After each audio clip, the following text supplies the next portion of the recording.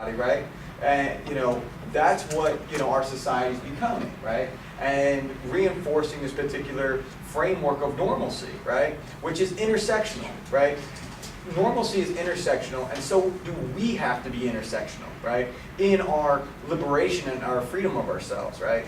So if they are oppressing us through religion, through economic and financial means, through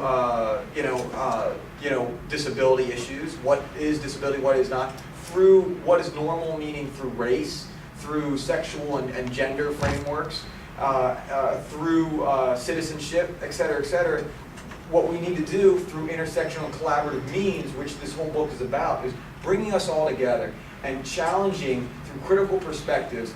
You get people in this book that come from it from a disability perspective. You get Maseri Mugo and Joy James from women of color critiquing normalcy through that. You have students critiquing normalcy through that. But we all have to do it from a variety of different vantage points. And these vantage points are all based on experience, not intellectual, masturbation, right? But, true, repressive experience. And academic repression is a lot more complicated than political repression, as you were saying, and everybody's noted. But I also think that, this material good provides you in culture to get into education, right? And so higher education is not inclusive anymore. I've been teaching in maximum male prisons for the last 7 years, volunteering, doing GED programs. And for the last 4 years, I was teaching in a youth detention center, right? And I do disability studies, and I can guarantee you the only place that you will find an inclusive classroom is in a prison. You've got people of all different religions there. Majority of them are poor, all different races, all different disabilities, but in a typical public educational high school, you won't find people that have severe disabilities, or people that have drug dependency issues, or people that are really poor. Well, the first moment they act out, or they're not on their medication, or whatever else, or they smell too much because they can't afford the plumbing, they're kicked out. And where are they kicked? They're kicked to incarcerated locations. And I think that needs to be, so where can we teach an inclusive education if we're critical pedagogues, right? Is in prison, right? And so if we look at the social forum, some of the greatest literature has come from the prison, right? It hasn't come from higher education. Gramsci, exactly. Martin Luther King, and the list goes on. The list goes on. Kropotkin, of so many amazing stories that come out of prison. Malcolm X was a pimp turned, revolutionary, right? And it was that prison that forced everyone to work together, right? But society doesn't force people to work together. What they do is force people out of the classroom.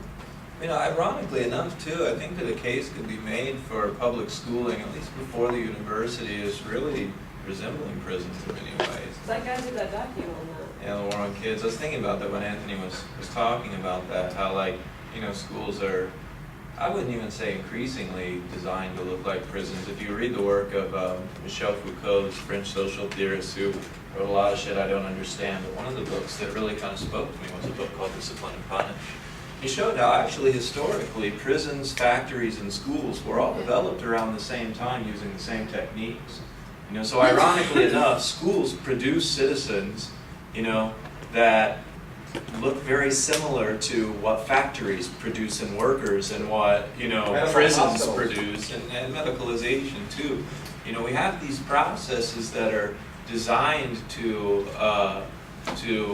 enact what you said earlier, is the constricting critical thought. And school's one of them. School, rather than a place of learning, school is especially pre-university, is a fucking ideological cage, Think about what it means. I don't know if your schooling was like mine, but in the United States, when I was like 6, 7 years old, the thing that we did every single day when we came into school, the first thing we did was we all stood up and put our hands over our hearts, and we faced the flag, and we said this Pledge of Allegiance.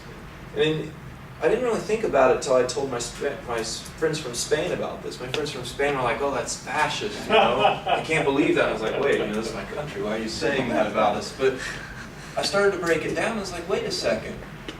In a way, they're right. I was a 6-year-old. I had no fucking idea what I was saying. You know, I was told to chant this prayer or chant towards this symbol that I didn't even understand every single day, day in, day out, from when I was 6 years old until I graduated from, I think it was in high school actually when we stopped.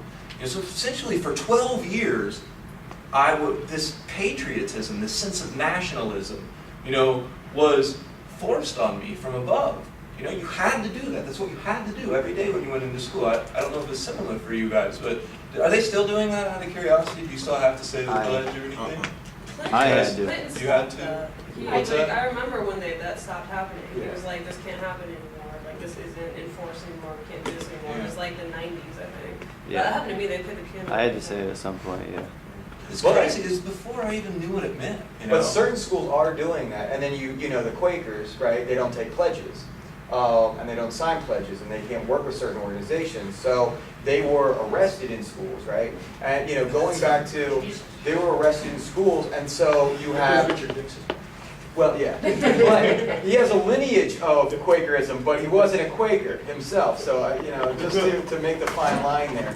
But you know, going back to personal experience, and I'll make this really quick because people need to get going. Is, you know, my academic repression came from disability perspective, right?